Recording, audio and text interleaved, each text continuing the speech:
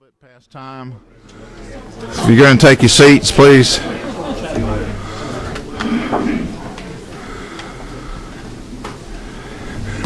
Thank you. Thank you for all coming, and thank the committee members that are here. Appreciate it. We're having a I'll call this meeting to order of the House Energy, Utilities, and Telecom Committee. Thank you for coming.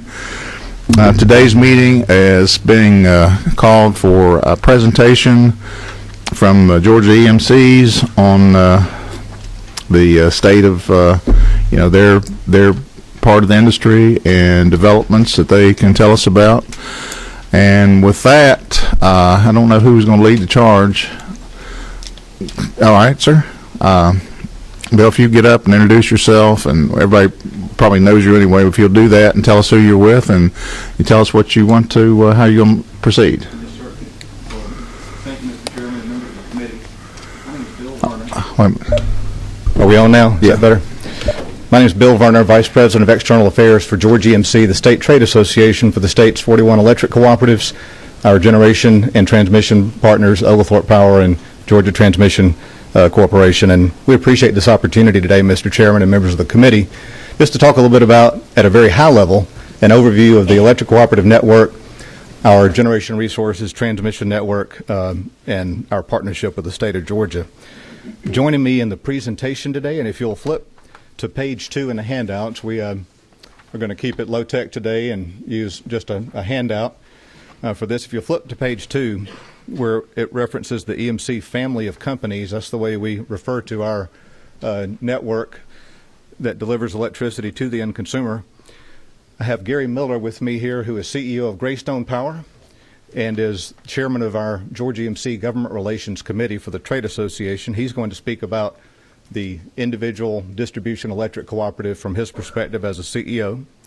Clay Robbins, Senior Vice President of External Affairs of Government Relations with Oglethorpe Power, will speak about the generation network of the EMCs. Tom Parker, Vice President of External Affairs with Georgia Transmission, will speak about the transmission grid. And then we used to just be all about electricity in the state, and that was about it, in addition to just being part of the communities we serve. But about 11 years ago, the General Assembly expanded the opportunity for EMCs to have gas marketing affiliates in the deregulated natural gas market. So Freddie Cardoza, who is a vice president with Gas South, one of the 3 EMC gas marketing affiliates, is going to speak a little bit about that important new sector of our business over the past decade on behalf of the 3 EMC gas marketers. So with that, I'm going to let Gary Miller, Chairman, CEO of Greystone Power, make a few remarks about the individual electric cooperative. Thank you, Bill, and thank you, Mr. Chairman and members of the committee, for giving us this opportunity to speak with you today. As Bill said, I'm with Greystone Power Corporation. We're an electric cooperative located just west of Atlanta. Our headquarters is located in Douglas County. We also have an office in Paulding County. And Greystone serves portions of Bartow, Carroll, Cobb, Coweta, Douglas, Fayette, Fulton, and Paulding counties. So we have a fairly good size service area. Electric cooperatives are governed by a board of directors, and this board is elected by the membership, who also is our customers. Our member is also synonymous with customer. Our board members are members themselves, elected by their fellow members at an annual meeting each year. They are required to live throughout the service area, and we actually divide that up into different districts so that we get a good representation across the areas that we serve. In effect, we're an organization where the customer is also the owner. We provide power, as you can see in the chart here as you look at the local EMC. We provide the power to the homes and the businesses on a non-profit basis. We're organized as a 501c12 organization under the Internal Revenue Code. And so any profit that we do make is allocated back to our customers on a pro rata basis based on the amount of energy that they purchased that year. And then, of course, with the weather and stuff that we've had lately, we are the ones who send the linemen out and restore power in the inclement weather, whether it be night or day or whatever. But we're the ones who are out getting folks power back on. I hope that each of you are familiar with the leadership of the electric cooperatives in the areas that you represent. And if you're not, we certainly, if you would contact our staff, our government relations staff here, we want to make sure that you know who the local cooperative leaders are in the communities that you serve. If you'll flip your chart to the next page, I think it's page 3, it's got a map there of the state. You'll notice that there is a lot of red on this page. The red ink there is the service area, the land area that the EMCs serve in this state. And it is about 73% of the land area that we serve. Back in 1973, the legislature passed a territorial act that pretty much assigned to each of us the service areas that we are responsible for. And in these areas where there is load over 900 kW, then those are choice loads, and we do compete with Georgia Power and with the municipals in many cases to serve those areas. The white that you see on here represents the land area that is served by Georgia Power, and you can see the blue area, that is the municipal electric systems and where they serve. The yellow shows a few areas of the state that's still unassigned territory. And then I think there's very little in the top right corner of the state that is the Board of Chattanooga and the City of Dalton area that's part of the TVA system. One of the things to note as you look down a lot of the items on the side, though, is that the EMCs serve on average slightly less than 10 customers per mile of line. You can compare that to Georgia Power at about 35 customers per mile, or the municipal systems that have 47 customers per mile. And predominantly, we are residential. 90% of the customers that we serve are residential accounts. And so that brings, with it its own set of challenges sometimes and things that we deal with. But we are more of the grassroots organization of dealing directly with our customers at the residential level, and that kind of compares to maybe a third or so that that Georgia Power and maybe the municipals may have there. So, with that, Bill, unless there are any questions of anything, thank you. Thank you, Gary. And I'm going to ask a question, oh, sure. if you would take the question. And it is related to this, I think, about this map. So I wanted to go ahead and let everybody finish, and I wouldn't normally even ask a question at this point. But you'd mentioned the TVA area up here. And I've become confused about TVA and the EMCs. It's my understanding that there's areas up here in northwest Georgia where a EMC is actually I am confused, so you can straighten me out on this, but the EMC is the entity that the customer actually that there are members of an EMC in those areas, but the power has to come from TVA. So I'm confused about what is as far as the territorial, like what is the TVA's area, what is the EMC's area, and it's also my understanding that in those areas that the EMC has to buy its power from the TVA. So if you can just straighten me out on that. Well, and maybe some of these others can explain some, because I don't know exactly the answer to all that of how that came with what portion is the TVA. But you are correct that the EMCs in the state that are TVA systems do buy their power from TVA. Now, I don't know if Clay or Bill, if you can speak to how that came about. Sure. Mr. Chairman, there are 3 electric cooperatives in the state. 3 of the 41 are TVA distributors. There are also municipal utilities in North Georgia that are TVA distributors. So if you're it's from Young Harris in Towns County in the northeastern corner over to Dalton in the northwestern corner, you've got 3 electric cooperatives that are part of the TVA network. So they are essentially full requirements wholesale power customers of the TVA system. Well, whose territory is it? And territorial, who's assigned? It's, who's actually assigned the territory? Is it TVA or is it the EMC? It's state statute assigns each area of the state a certain distribution retail electric supplier. So North Georgia EMC is there in Dalton. So it's an EMC territory, but It's it just territorially wise, it's EMC, but the power has to be bought from TVA. That's correct. And TVA has a certain designated area up there too, also, where it's their area, but anything in that area, they have the full franchise or whatever to sell power to whoever's in that area that they have. And okay, so is that the way it is with every EMC then across the state? That there is, I didn't realize that they have to buy their power from some specified. I didn't realize. No, that. sir. TVA is a unique animal, and there are TVA distributors in 7 states. The Tennessee Valley Authority is the largest utility in the world. It's a huge utility system. There only are 3 electric cooperative TVA distributors in Georgia. TVA doesn't sell any electricity directly at retail. Right. They're strictly a wholesaler. So you've got municipal and cooperative TVA distributors in Georgia, right across the Tennessee-North Carolina border. Alabama probably has about the northern half of the state is TVA. All of Tennessee is, of course. A big chunk of Kentucky. Okay. Well, the reason I asked, I won't ask more questions about it now, but there seems to be an issue with the area that the TVA serves for their rates that they're charging for industrial.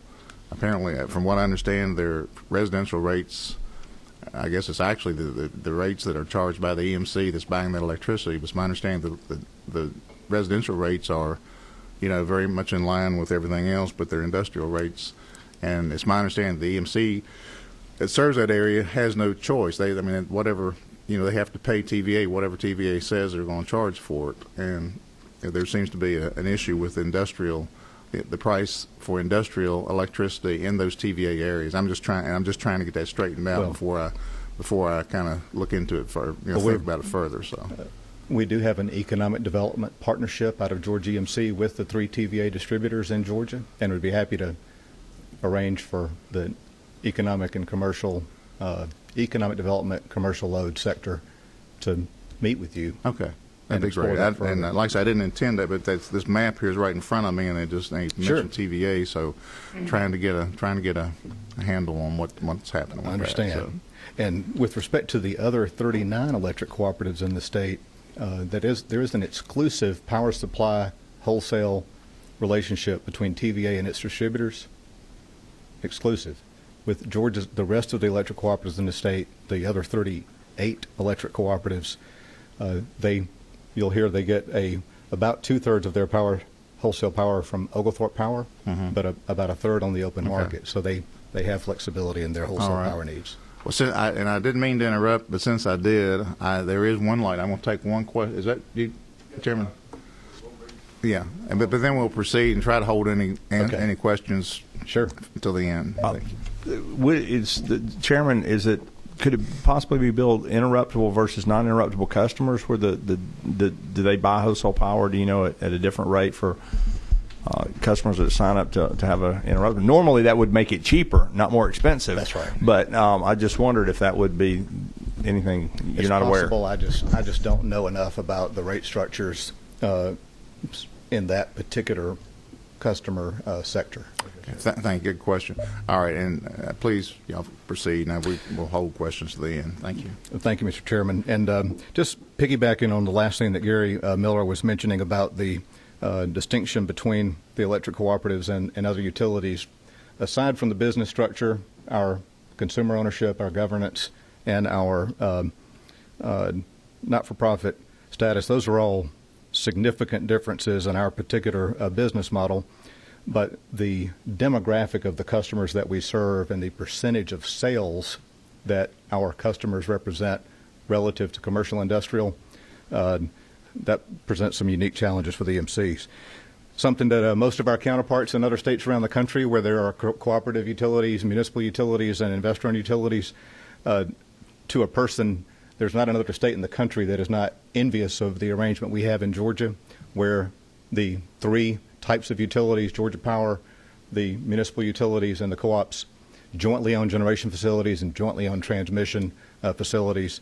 it's something like no other state in the country has, and it's something that serves to keep all Georgians' energy cost where they are, which is well below the national average, and we're very proud of that partnership. People think of their local electric cooperative as a small business in their community, and it is. It's a local community, locally owned cooperative. Collectively, though, the EMCs represent about $4.4 billion in annual revenues, so they are a major enterprise in the state's economy, and we have a little over 5,000 employees.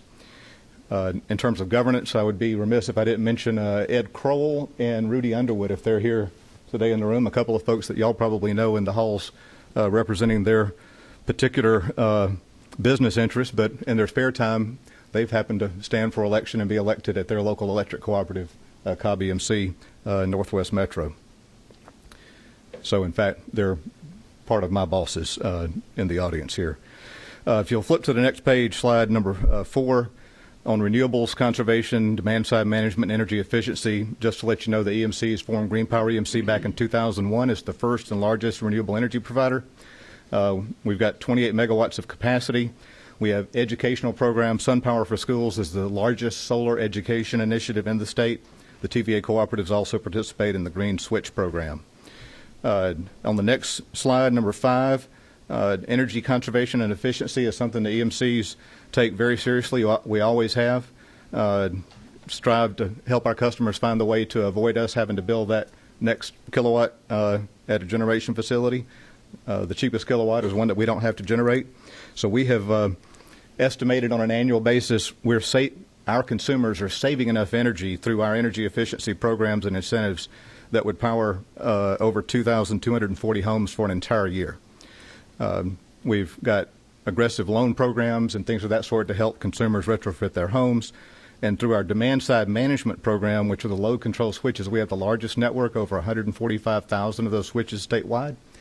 That network of switches allows us to turn off air conditioning compressors and turn off water heaters at the highest peak demand each year, and has managed to save the equivalent of at least 160 megawatts, which is about the size of a gas-fired turbine, usually about a $100 million to $200 million investment that the EMCs are able to forego because of that demand-side management program.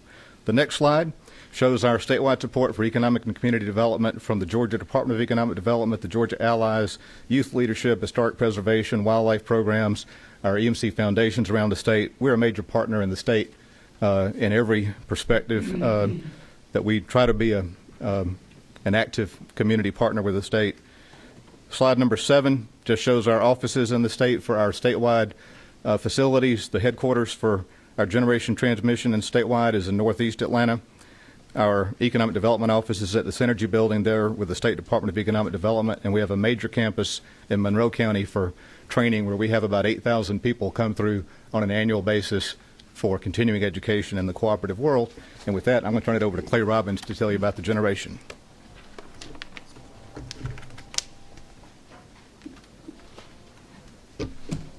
Thank you, Mr. Chairman, members of the committee. I'm pleased to be here to give you an overview of Oglethorpe Power Corporation, which is the generation company for the primary source of generation for the EMCs. And if you'll look in your handout material, starting with page 8, but go to page 9 to talk about Oglethorpe. Oglethorpe's one of the largest electric cooperatives in the United States. We're a generation cooperative only, and you'll hear from Tom Parker about the transmission side of that in a minute. We have a really diverse portfolio of nuclear, coal, pump storage, hydro, simple cycle turbines, and gas combined cycle turbines as part of our generation portfolio. Our system peak is last year was 9,351 megawatts. That was an all-time system peak. Our revenues are approximately $1.4 billion a year. And our generation assets, which I'll show you a little more about in just a minute, are over $8 billion right now. When the Vogtle units, which we're partners in, come into service, we'll be well up over $12 billion in assets. The next page that shows our generation facilities, you've seen the red map before, but this we have imposed on them where all of our generating plants are around the state, and I'm not going to go through each one of those, but there are 36 different units of different types. There are 25 gas units, simple cycle and combined cycle, at 8 different sites around the state. We're 30% partners in in all 4 of the existing nuclear units. We're partners in 2 of the existing coal units. We own 30% of both units at Plant Wansley and 60% of units 1 and 2 at Plant Scherer. We are the owner of 3 pump storage hydro units at Rocky Mountain Pump Storage Plant up in Floyd County. So that's just kind of a quick run around the state of our generation assets. If you go to the next page, I'm going to kind of show you a pictorial of what that means with respect to how we run our business.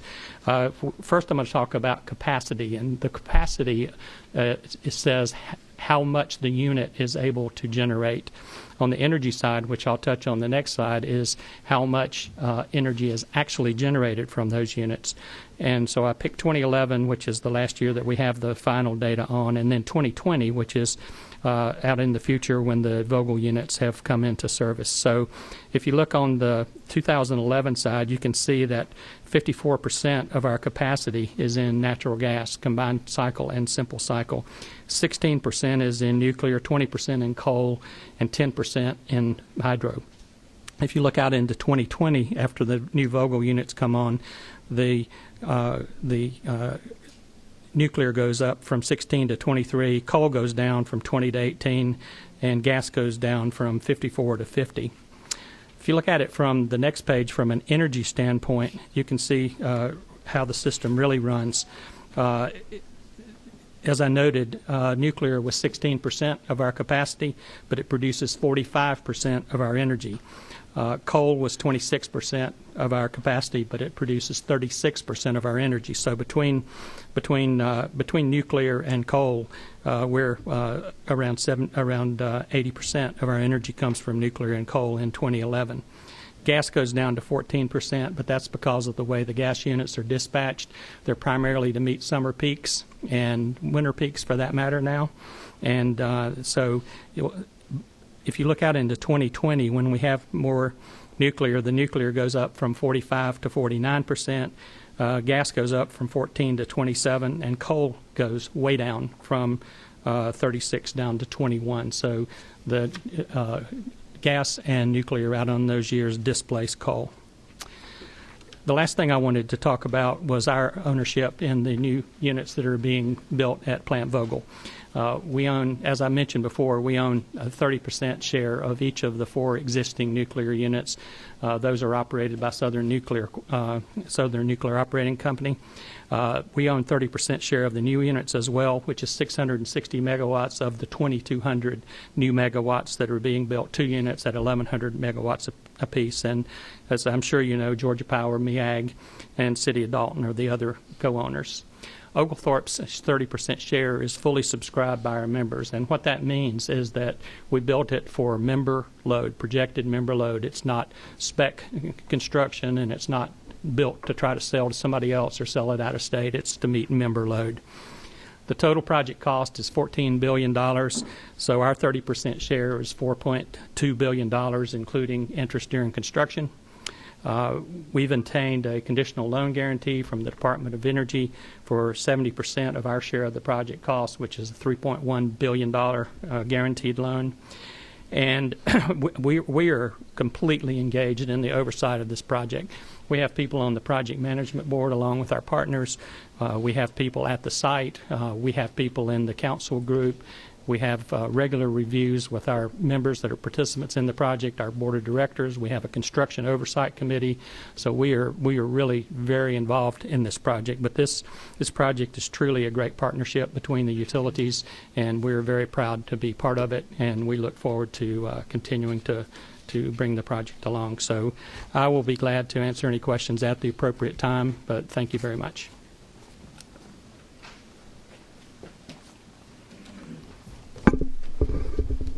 Thank you, Mr. Chairman and members of the committee. I'm Tom Parker again with Georgia Transmission Corporation, and I appreciate this opportunity to talk with you about, briefly, the Georgia transmission system and particularly the transmission grid in the state. If you look at page 15, we'll pick up there, really tells you about Georgia Transmission. We are a not-for-profit electric membership cooperative, and we are owned by 38 of the state's EMCs. Our mission is to provide safe, reliable, economical transmission service to our member owners. We plan, build, and maintain the transmission assets in the state for our transmission, for our EMCs. We own 3,000 plus of the miles of the 17,000 miles of transmission lines in the state, and 600 and something substations, making us the second largest transmission provider in Georgia. We have $2 billion in transmission assets invested in Georgia. Over the last decade, we built 549 miles of transmission lines and 151 new substations. And over the next 3 years, we plan on investing $430 million in new and upgraded transmission infrastructure for our EMC member owners. If we'll flip to the next page, we'll take a look at what we build.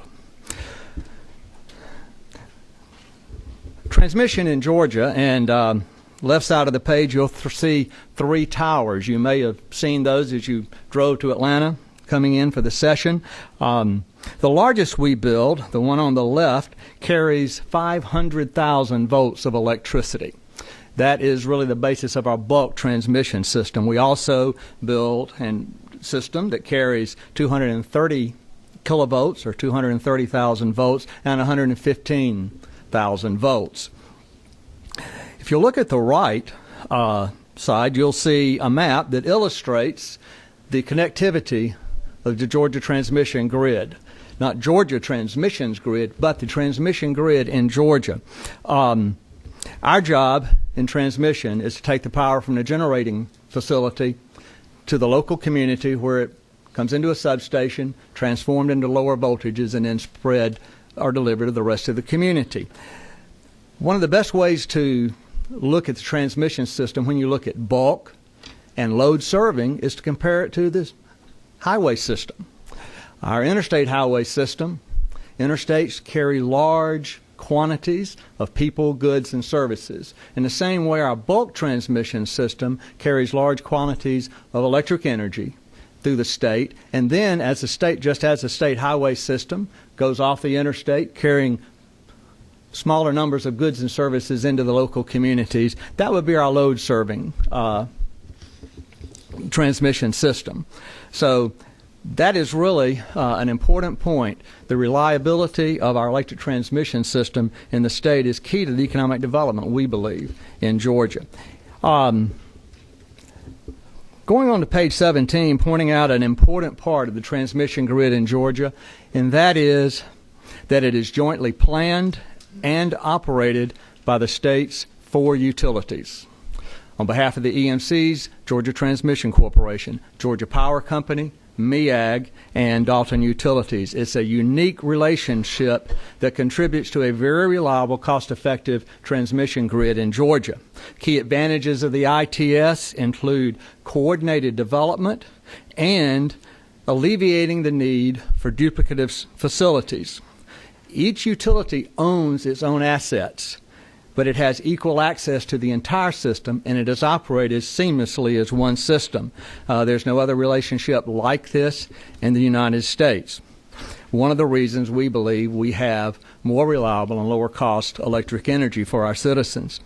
One of the questions we often get is, how did you decide to put that line here? How do you site electric transmission lines? Moving to page 18. The way we site or route lines involves both the sophisticated routing and siting methodology and working closely with the community. We work with property owners and the public to try and find the most suitable location. Our goal is to create the best solution for the community, the environment, and landowners. A key piece of that is our award-winning siting model that we developed in conjunction with the Electric Power Research Institute, the international R&D body of the electric utility industry. Through that, we brought in and involved 200 stakeholders representing various disciplines who helped us create evaluation criteria, assigning preference levels for routing lines near to or away from such things as wetlands, built and developed areas, roadways, and utility corridors. The methodology is simply a tool that lets us look at all the opportunities and the constraints at one time. It helps us identify the most suitable routes considering the built environment, the natural environment, and the engineering perspective. We have used this model since 2004, and it is becoming an industry standard.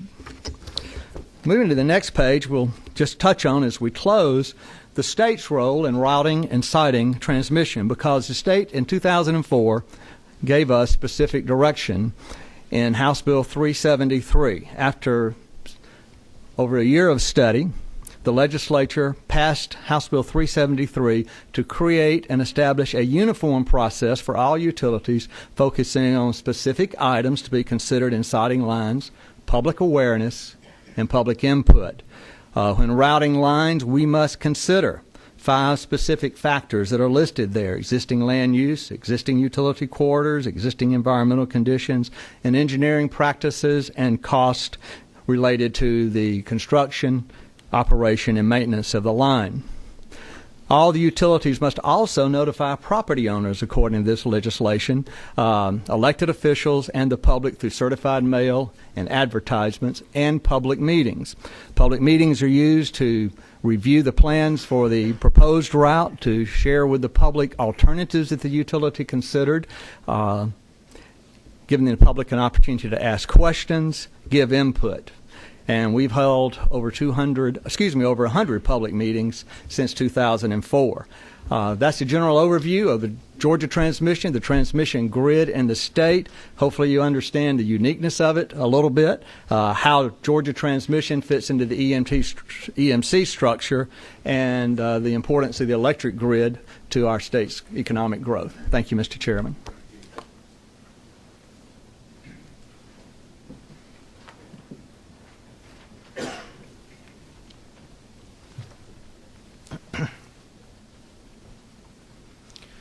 Thank you, Mr. Chairman, members of the committee. I appreciate this opportunity to speak to you.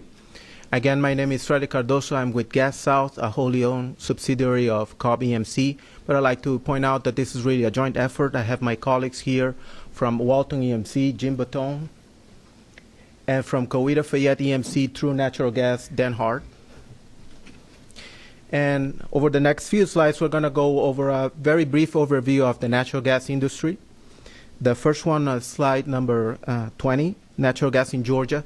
Back in 1998, the retail natural gas market was deregulated here in Georgia, and Atlanta Gas Light, who was the regulated provider of natural gas for all customers, became a pipes-only company. So nowadays, they only manage the operation and maintenance of the distribution system across their service area in the state of Georgia, while the marketers provide other services such as wholesale supply, billing, and providing different fixed products, different products to the retail customers. There are currently 11 certified natural gas marketers, and the prices that the marketers charge to the customers are not regulated, so they are market-based, but the charges from AGL, since they are the monopoly that holds the distribution system, are still regulated by the Georgia Public Service Commission.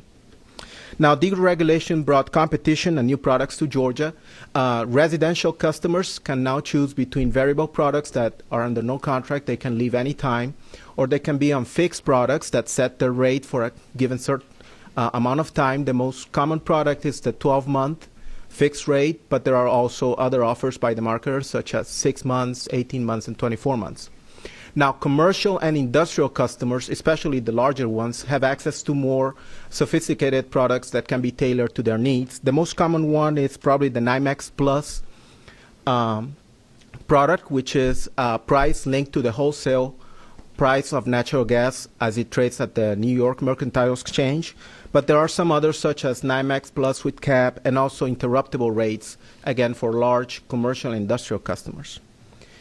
If we move over to page 21, Walton EMC and Coweta Fayette EMC were the the first ones to pioneer this back in 2002.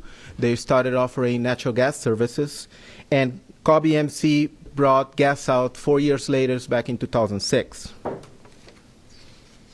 On the next page, 22, general overview of the system. We start on the producing wells. Back in the day, the conventional sources, most of the natural gas used in this part of the country used to come from the Gulf of Mexico, from offshore platforms. Now the system has changed a lot with the shale revolution, and a lot of gas is now coming from the continent, from different parts of the country. Really, these shale resources are all over the country. So the gas is gathered at the producing wells and moved along a pipeline system with compressor stations along the way to move the gas from producing areas to the demand centers. When the gas is produced, it has to be brought to pipeline quality. Impurities and natural gas liquids, higher hydrocarbons, have to be removed from it. And the pipeline quality for natural gas is roughly 90% methane, 5% ethane, and the rest for other higher hydrocarbons. Once the natural gas is pipeline grade, it is moved along the interstate pipeline system. And this system is composed of the pipelines, of course, but there are also storage facilities, most of them underground, to manage operation of the system. Once the gas is moved along the interstate pipeline system, it's delivered to the local distribution companies. In our case here in Georgia, the largest one is Atlanta Gas Light, but there are also several municipal systems. And the local distribution company then moves that gas along all to the retail customers. Now, the distribution system is very similar to in a different scale to the transport system. And it has compressor station, odorization station, metering stations. Above ground, LNG, where gas is stored in its liquid form for peaking services. And then, of course, all the residential, commercial, and industrial customers connected to the distribution system. Now, just as I mentioned, power plants with our very large natural gas users, they do not go through the distribution system. They are large enough to have their own connection to the interstate pipelines. If we move over to the next slide, typical uses of natural gas. Natural gas is used as a fuel for electric power generation. Most of the gas-fired power generation is in combustion turbines. They can be either standalone on what is called a simple cycle, or that can be paired with a heat recovery steam generator and a steam as a combined cycle plant. These plants have very high efficiency, and that makes them, together with the relatively low low prices of natural gas and accessibility, most of new capacity additions across the U.S. are in this form, combined cycle natural gas fire plants. It's also used for heating, of course, residential, commercial, and industrial, and to a small degree, but we hope it will continue to grow in transportation vehicles as well. Natural gas is also used as a raw material for certain industrial processes. The most famous one is in the fertilizer industry. It's used to produce ammonia. And the pie chart on the right shows that roughly 33% of the natural gas used in the U.S. is for power generation, a little bit less than a third for industrial uses. The other third is 22% residential, 15% commercial, and transportation as of 2010 was only 0.2%. On my final slide, number 24, just a snapshot of the market prices since 2008 to give you a flavor of what the commodity market is. Natural gas is or has been a volatile commodity. Is more volatile than oil, but less than electric power. And back in the days, in 2008, just before the financial meltdown and the recession hit us, the whole commodity complex was trading at very high prices. It was a commodity bubble, and investors were rushing to the commodities as they saw that as a safe haven, which turned out it wasn't. But prices, for instance, for natural gas, they were as high as $14 per MMBTU but pretty much all commodities were trading at peak levels back then. Once the financial meltdown occurred and the recession hit, those prices were brought abruptly to much lower levels. Now, coincidentally, in that time, where we would have seen, and we've seen that in the other commodity markets, the prices should have recovered together with the economy since then. That did not happen with natural gas, because that also occurred at the same time that the shale revolution was occurring, and which brought a lot of supply at much lower prices to the market, and that has kept prices very low since then. They've been trading between slightly below $2 per MMBTU to a little bit like $4 per MMBTU for a long time now. The forward curves show expectation of prices remaining between probably $3 to $5 for several years. So there's a lot of abundance of supply available in the natural gas industry, and vast resources here in the U.S. That's all I had from my presentation. Thank you.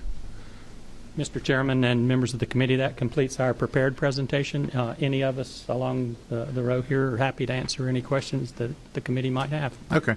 It looks like there are a couple of questions. If you take them, that'd be great. I just remind the committee, you can ask, I mean, you're always free to ask questions. But I would just kind of set the same ground rules we had the other day for the other one. It wouldn't, since this is a presentation and there's no legislation before us or anything like that, I'd just ask that you ask about, anything about the presentation, anything about the MCs, whatever. But I would want you not to ask questions about any specific legislation that's pending or from last year or whatever. That would be my only ground rule that I'd ask you to abide by. I'm not sure who was first, and I apologize, but did you have a question? Or? Okay. Chairman, I'll go with Chairman Geisinger first. I'm sorry, I'd lost track of who was first. Mr. Robertson, did you answer? Oh, that's the wrong one. I believe I'm on now. Okay, there you go. Thank you. I'm going to ask this question in relation to, and would you explain to the committee, so that my question, which I will extend, Mr. Chairman, about base load versus variable first? Sure. Yes.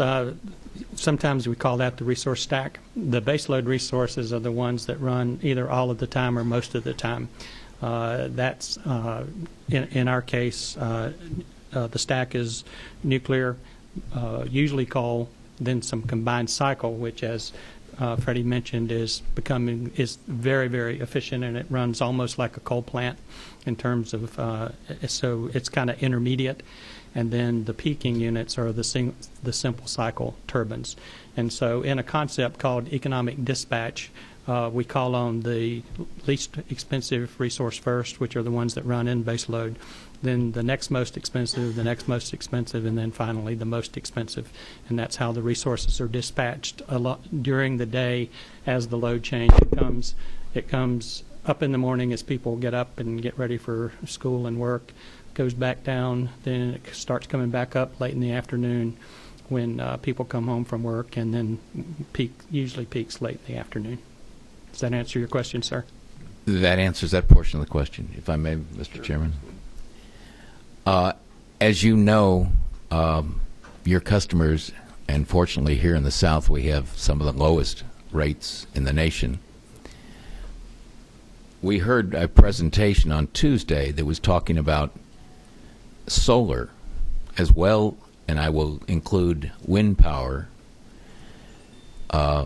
We don't always have the sun, and we don't always have the wind, but when you have solar and wind in your system, what percentage of baseload backup or backup of any kind, whether it's gas or whatever, do you have to have, and what is the cost that you have to end up passing on to your customer? Well, I don't think I can give you a precise answer, but the operating reserves are around 15% that you have to have for anything, whether a normal unit that runs in base load, for example, one of the Vogel units would trip off. You have to be able to bring that power instantly, or any other resource. You have to bring it instantly. For our system, we have to be able to dispatch power instantly, and since the solar power and wind power are intermittent power and have to be backed up all the time for the instance that the wind's not blowing or the sun's not shining, we cannot dispatch those units, and we can't count on them as operating reserves.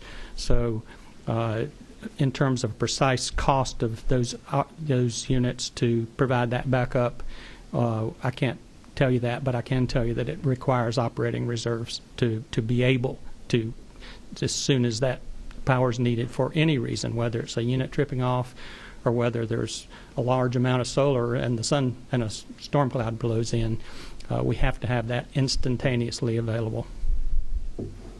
That cost, though, is always there, and it's always variable, and it varies greatly from time to time, doesn't it? It does indeed.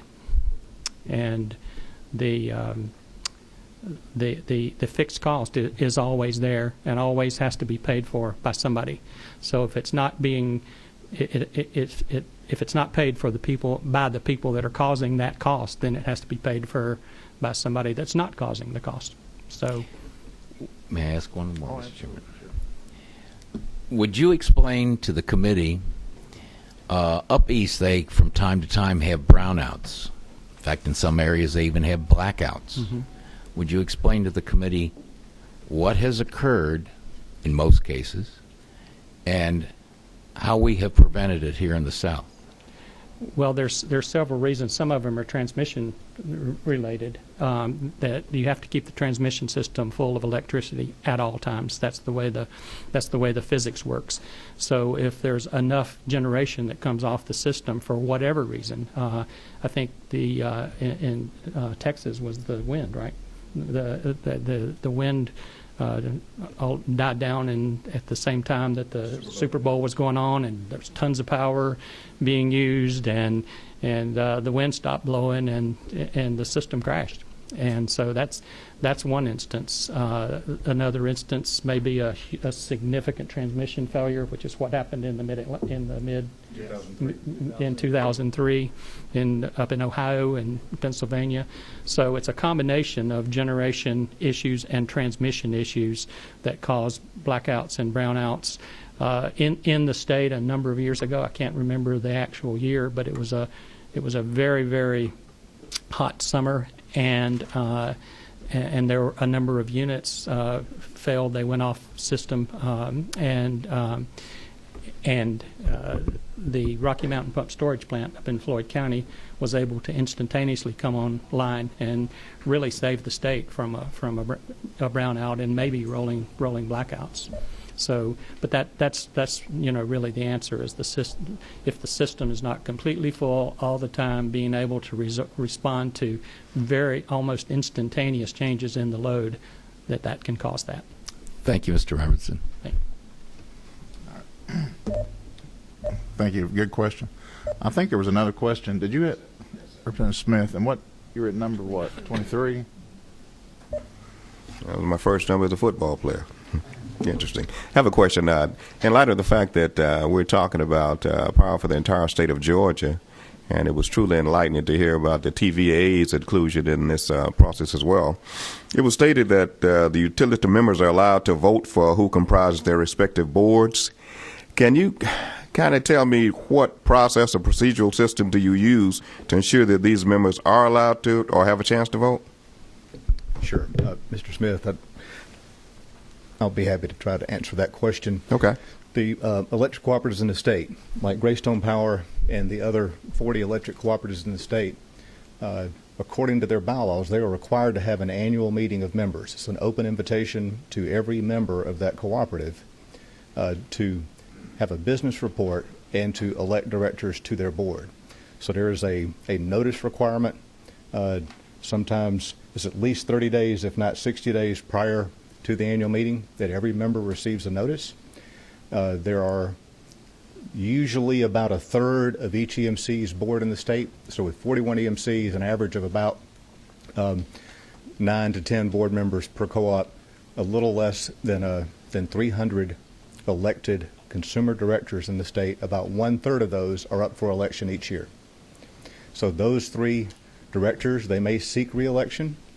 A nominating committee of members, an independent nominating committee of members, would either recommend those individuals for another term, or they may recommend an opponent, or individuals from the membership can petition, get a petition signed to advance a competitor to one of those posts. So we routinely have director elections at the member meetings, and on average from one year to the next, if you were to aggregate all the EMCs in the state and the number of people that come and attend and participate in these business meetings, on average, it's about 30,000 individuals, 30,000 people taking time out of their schedule, whatever it is they're doing, to come and participate in the business of their cooperative. So it's a very democratic, very open process. That's one of the cooperative principles that we must abide by. Mr. Chairman, one more. I know that we're in the age of technology now, so are these NOTAMs sent out by email, by the Postal Service, or exactly how are they notified? You know, we're in a transition as we migrate more and more to the use of technology, but most of the notifications are done still by regular mail. And Gary, you can correct me if I'm wrong here, but there are many instances of balloting by mail, and also consideration of electronic balloting, so that people don't actually have to physically show up to the meeting to vote. But there's a process in place where we're going through a transition now of finding, what are the best ways for getting our members involved. And if I may add one more thing, the EMCs encourage as many of their members as possible to come to their meeting. They'll give away a depreciated truck, like a service truck, as a door prize to advertise and get members to the meeting. They will have health fairs for their constituents and consumers, kids fairs, entertainment. So it's and sometimes a meal. So anything that we can do to encourage participation, the EMCs are doing. And if you've never been to an EMC annual meeting, we'd love to take you to one. Thank you. Because I know there are many in rural regions that don't have access to our technological advances, and that's why I was wondering about the notification process. We're pretty old-fashioned still, too, but we try to take advantage of technology as well. Thank you. I see a couple lights flashing. I'm not sure. You're number 11, right? Yes, ma'am. Yes, I'd just like to say that I am just very pleased that I have got 2 EMCs in my district, and I would like to invite all of you, if you've not ever been to one of these meetings, Central Georgia EMC annual meeting in Jackson, Georgia is absolutely like a big old fine camp meeting. There'll be 4,000 or 5,000 people there, and it'll start at 8 o'clock in the morning with hot dogs and cotton candy, and they can be very hotly contested directors, competition and for the director seats. It is an absolutely incredibly wonderful event, and I would love for you to come go with me sometime. I'd like to do one that. year. Every year, it is something we look forward to. They give away, oh my goodness, and people they give away light bulbs, and they give away ice cream, and people eat hot dogs at 8 o'clock in the morning, which is great. But it is just one of the most interesting, exciting, wonderful events. I am very pleased to have 2 of these cooperatives in my district. They are wonderful community. The community involvement is just first class, and we appreciate very much what they do. But I want you next year we'll let you know. Okay. You have to come down and go with them. As long as the hot dogs are under $100. Big time. Yeah. You have to invite all of us if they're going to feed it. Thank you. Representative Teasley. Yes, thank you. Thank you for the presentation, and also I appreciate the chart you had shown how gas rates have come down over the last several years. You show the trend line. Is there any kind of a trend line on our power companies, or corporations, and our EMCs and so forth can show in terms of what the trend line has been in terms of cost to consumer during that same period of time? I may defer to Clay Robbins here, my colleague on the generation side, but I think a couple of resources that we could best refer you to for that would be the U.S. Department of Energy Information Administration, and you can slice and dice electricity by sector, by utility type, by state, by region, and look at emissions from fuel source by state, by region, by utility type, sure, projected out to the future. Very useful, very helpful resource. But Clay, do you want to mention just what Georgia is in particular? Yeah, just let me add from a generation standpoint, obviously the capital cost, just like any other housing cost or building cost, has gone up over time, the cost to build power plants. The fuel cost, and certainly in the case of natural gas, has come way down, as Freddie said, and it's become almost predominant in new plants, new construction for gas generating plants, and even to the extent that in some cases it's displaced coal in that economic stack that I talked about. So the gas prices being down is really beneficial to every consumer in terms of their fuel cost. Thank you, Janet. You have another question? Okay. Representative Holmes. I just have to mention, I just one more just one little other point I wanted to make. Where did he go? About in my community with my central running to get the hot dog. with my Central Georgia EMC meeting, they advertised in the local newspapers. They advertised in our church bulletins. They put out flyers. They email folks. They send out cards. I mean, I dare say there's nobody in the 4 or 5 county area that doesn't know about this meeting, and they're excited about it. They do an excellent job of notifying people about this meeting. Thank you. Any other questions? Mr. Varner, you said that your organization is pretty old-fashioned. Yes, sir. So you're probably not seeking any newfangled, radical changes this year, right? That's correct, sir. Okay. All right. Just trying to keep the lights on. Thank you. Thank you. Very good presentation. Thank you very much. We appreciate it. No further questions. Meeting's adjourned. Thank you. Thank you.